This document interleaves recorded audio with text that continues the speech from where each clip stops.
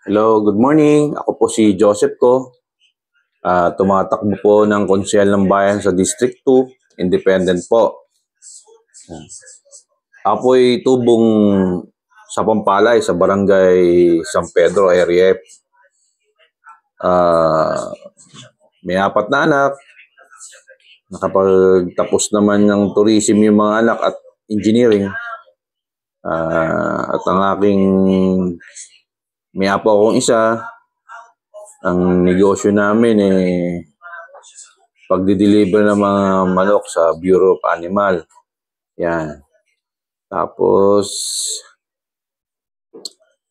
dati pa ako nagtrabaho sa GMA, isang cameraman at driver sa DCBB.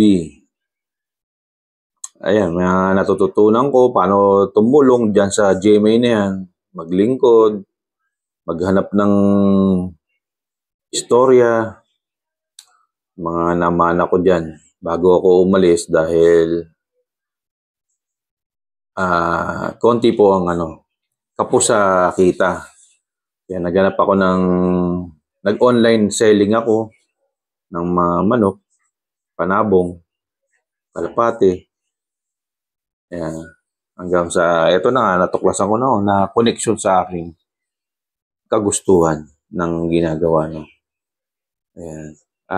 Ano rin po ako, tagang kalapati, pangangarera talaga ang hilig ko.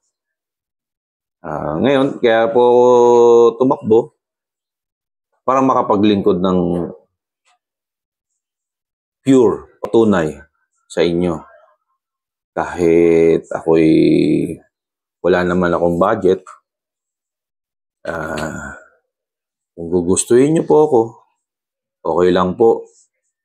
Wala naman tayo doon problema dahil wala naman ako kung pukunan akin.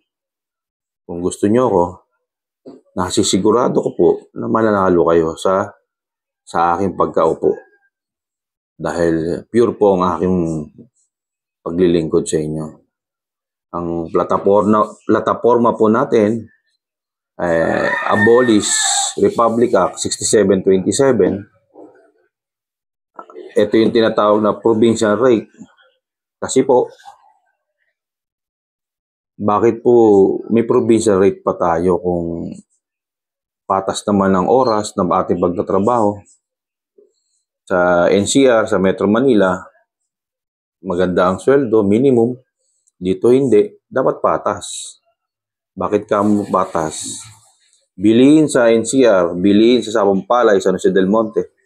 Parehas lang ang presyo ng bigas. Kaya dapat parehas.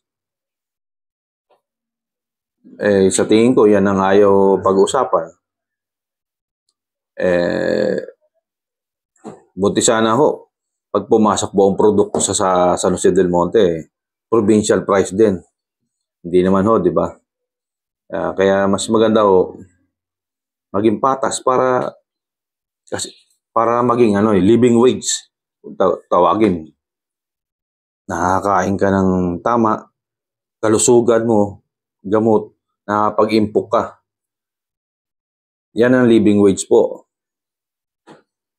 Okay. Yan yung unang aking bukod doon, meron din si Kamanggagawa Party List na yan din ang kanyang plataforma. Talagang yan, yan, sa Kamara, boses ng Kamara po yan.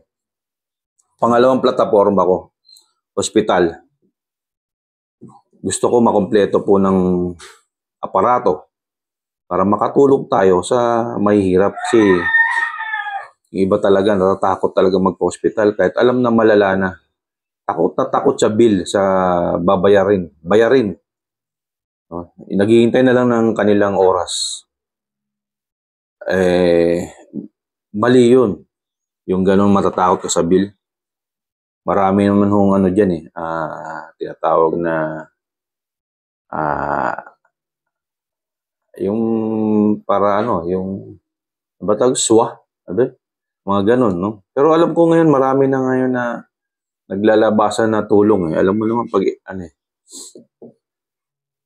makompleto, dialysis, yan, sa bato, o ano-ano man.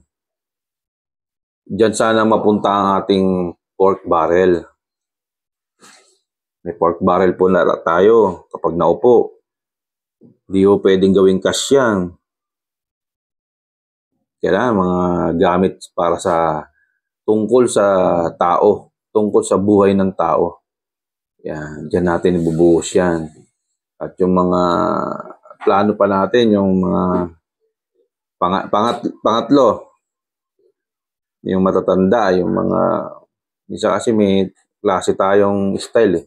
Pag matanda na, hinahayaan na lang natin porket wala ng silbi. Tinatamad na tayo pakainin. Minsan pa nga, nabubungi yung matanda pag sinusubuan mo ng kutsara eh. Ibig sabihin, wala na tayong pagmamahal sa ating magulang. Totoo yan. Nakita ko yan noon. Habang sinusubuan yung nanay niya, tapos naiinis si anak, nabubungi ang ngipin. Dahil wala, siyempre, kung may pera yun, naku, baka minamasahe mo pa yan.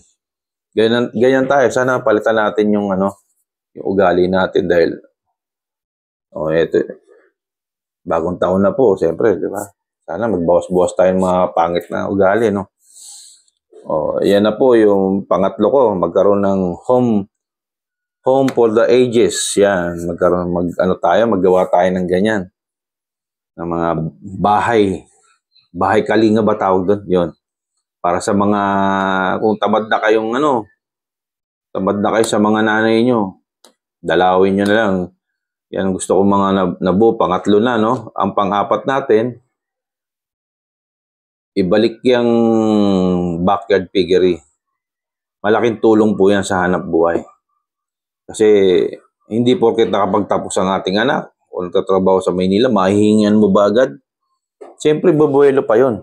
Minsan nga kahit bulong-bulo na kung style naman, aksyong-aksaya. Hindi ka mabibigyan, malulungkot ka, sasama ang loob mo. Ikaw, lagi ka lang nakaupo. So, mas maganda, ibalik yung backyard piggery na yan. Pag-exercise na nanay mo, makakabili pa siya ng laruan para sa apo. Alam mo naman ang mga lola, masaya kapag napapasaya nila ang kanilang apo. Hindi kailangan humingi sa anak kasi parang pangit eh. Hindi na rin nasusurprise. Yan. Dahil kung baho lang ang problema sa baboy na yan, di yung baho na lang ang targetin natin. Marami namang style niyan para bumango ang backyard piggery. Malaking tulong yan, lalo't piyesta, may malilitsyon tayo. Kasi kung ikwento ko lang sa yung bata pa ako na, etong Sabang Palay na to, dami naglilitsyon dito. Pag piyesta, magaang ang buhay. Yun. Kaya maganda yan. Pangilan ba? 4. Pang-5 kong plano, yung mga hindi inaabot ng tubig ng prime water. Pagagawan ko kayo ng poso. Kung magitan din ng pork barrel natin, siyempre. Diyan lahat. Kasi para sa inyo para wala namang problema dyan. Wala namang siguro kontra dyan pag tungkol sa tulong Yan.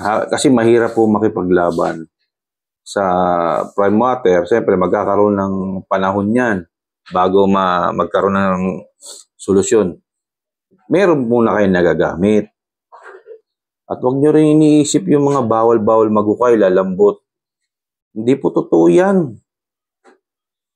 Sa Samar nga, tsaka sa Masbate, may permit pa ang pagmamining. Nasa isla pa sila niyan, ha? Tayo pa kaya? Poso lang naman yan. Di 4 lang siguro nabubutas dyan.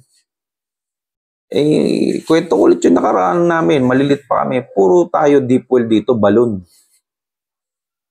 Tabi-tabi kaming may balon. May nabalitaan ho ba kayong May nabalitaan ho ba kayong gumuho na may namatay? Meron pangyari, balon na laglag yung tao dahil may epilepsy. Nasagip ko pa nga Kaso wala patay din Yun. Pang-ilan na yun? Pang-5 na ba? 5. Ano ba yung Yun pa yung pinaproblema ko yung wala talagang trabaho dito eh. Yun, maganda ang San Jose del Monte, pinaganda. Kaso, yung bulsa ng pamilya eh. Yung talaga problema ko talaga. Ayun yun, hinihingi ko sa inyo kahit ako wala naman ako talagang pondo para sa yung bigay-bigay na ganun-ganun. Ako ino-offer ko na tunay na paglilingkod. Pure. Yun lang po, bahala na po kayo sa akin. Kung maniniwala kayo sa akin. Kasi ang alam ko, yung naupong may pera, ano ba ginawa? Di subukan nyo yung walang pera. Ayun lang po. Happy New Year.